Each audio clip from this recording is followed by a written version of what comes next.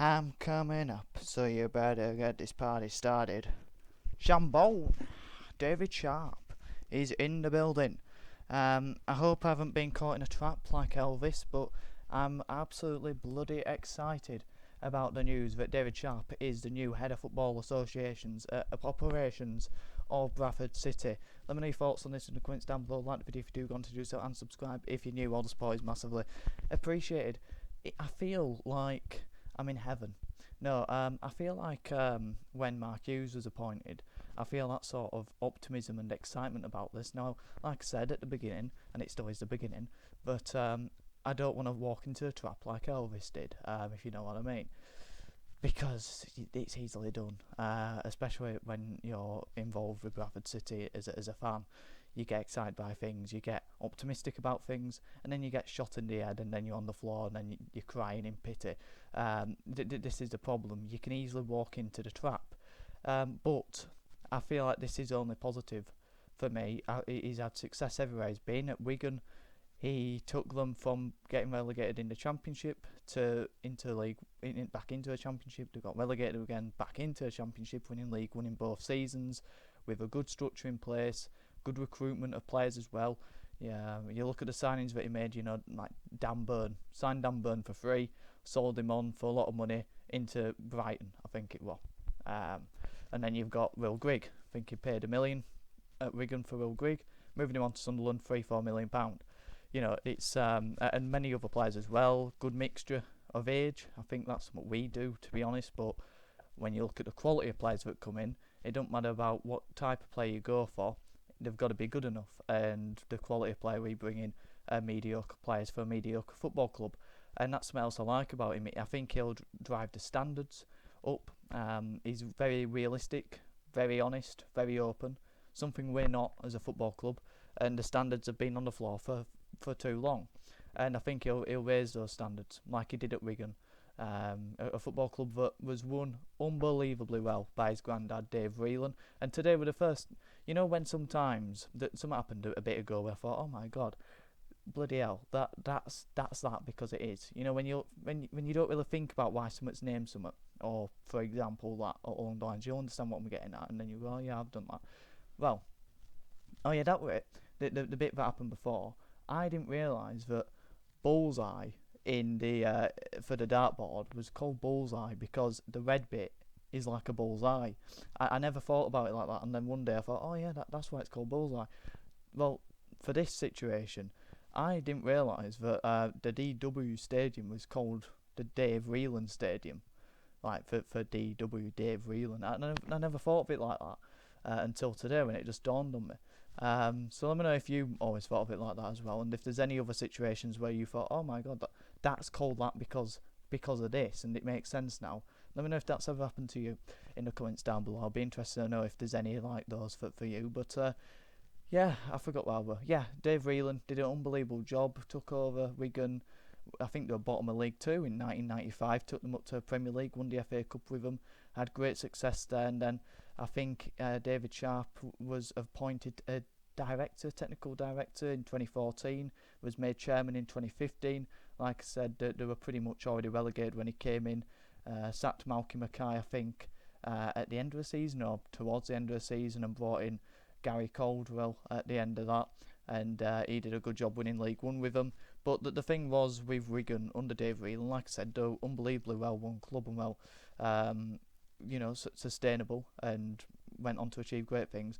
But he said that Wigan were behind the times a bit, and he dragged them into the modern way of a football club that's run, data driven and all that. Whereas he said Dave Reelan, his granddad, thought, a manager, chief scout, and then the owner, and that's it.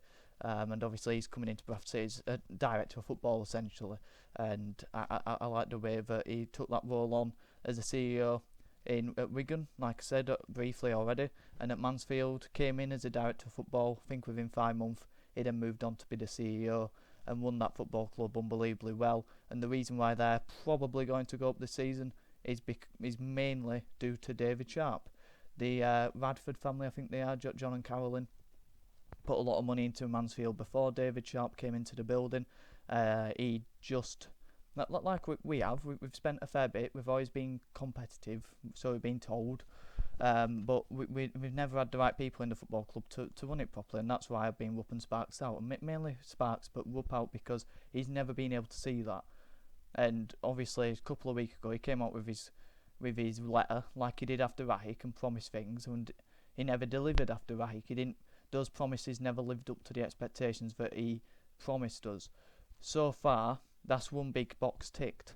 Bringing in a director of football of David Sharpe's quality is something that gets me excited. There's been a lot of criticism. I don't really see it. I think the criticism is people like to moan. I get that. But then there's that. But then there's the fact that people are right to moan about buying into something that has never promised what it set out to promise. And the fact is, I said it when we brought his statement out. I said you lie so much that you don't believe the lies anymore, and you don't know what the truth is. But also, you lie about something or you cover things up, and then when it gets shown, it's like, well, I believe you. I might go into right out Richmond, but I need to see it before I do. Before it's shown, I need to see it shown on the recruitment side, mainly with this sort of appointment. But it reminds me of when I broke one of my darts, and I threw it at the board, like normal people do, professionals. That you'll see Joe Cullen throw a dart at his board, and it'll fall out like it normally does. It did for me. Just so happened that it shattered. It just fell on the floor and shattered. Anyway, I didn't say that it broke. I sort of hid it. And then I was playing darts with my dad, and then we went, well, I can't play. I've only got 2 darts. You've got 3. And I said, well, you just use mine. And he said, well, what's happened to the dart? You had 6. And I said, well, it sort of broke. I didn't tell him. I tried to cover it up. And that's the thing. We've always been trying to cover it up. We've been covering up. We've been lying. And David Coleman, aka Sportswear Dave, put on Twitter earlier, and it's had a lot of interaction. But it's 100% right, and I felt like this was said, but he did find the statement from Ryan Sparks in the fans forum, and it basically read about the director of football potentially coming in. Well, the question was, have you felt at any point that you might have needed that in terms of a director of football? And he put, not necessarily. No, I think we had a huge void in recruitment when I took over in 2020. We were staring down the barrel of relegation without having any idea how to sign players or what tools we could use to do that. Perhaps even how we could scout players. I wanted to bring in head of recruitment. We changed the manager during that season. We changed course, but we've returned to a model of having a head of recruitment, scouts, and we use facilities to support our scouting that we've never used before. Data analytics. We're data informed football club, and it does help us make the right decisions as often as possible in terms of who you bring in and then who you let go as well. So no, I don't think it's been a necessary step. And there are a number of examples across the football leagues of clubs that have director of footballs, and it doesn't necessarily give you a clear line to success either. I think every club structure is different. So basically, saying, I think he said as well that he has thought about bringing in a director of football. He hasn't thought of bringing in a director of football. It hasn't really crossed his mind, but he would be open to doing it if it came across. Today, Ryan Sparks said, I can't zoom in, it does say, I'm pleased to welcome David to our club in what's a new role for us. This is a position I have been looking to add to our football department for some time. And following my conversation with Stefan last week, I now have the resources to be able to do so. So back onto my analogy of the broken dart, that is exactly what's gone on there. He said before that he ain't bothered about a director of football. It don't work for many clubs. There's no real point to it. There's examples where it don't lead to a structure, and it's never really crossed his mind to doing it. But if he felt like he had to do it, he would. And there he said today that it's been something they've been looking at for some time.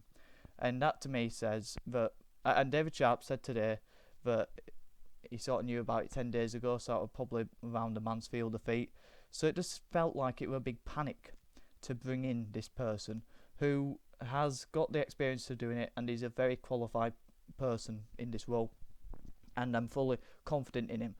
But it does seem like a panic. It just seems like, season tickets on the floor. We've promised that we're going to bring in this sort of a type of a character in the building, a director of football. So we need to go and bring someone in. Who do you know?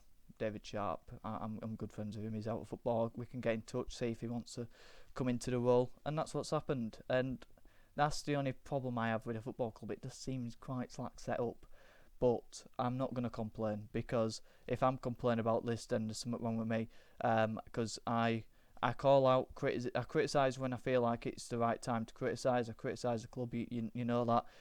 But I feel like when you need to praise it, it deserves it. And I feel like hiring someone like David Sharpe definitely needs to be praised, because I didn't think we'd ever bring in this type of this person of this pedigree, and I'm really pleased with it and over the moon with it, to be honest with you, as you can tell by my rather enthusiastic video, considering the last one I did after the Grimsby draw, how bored I was, how deflated I was.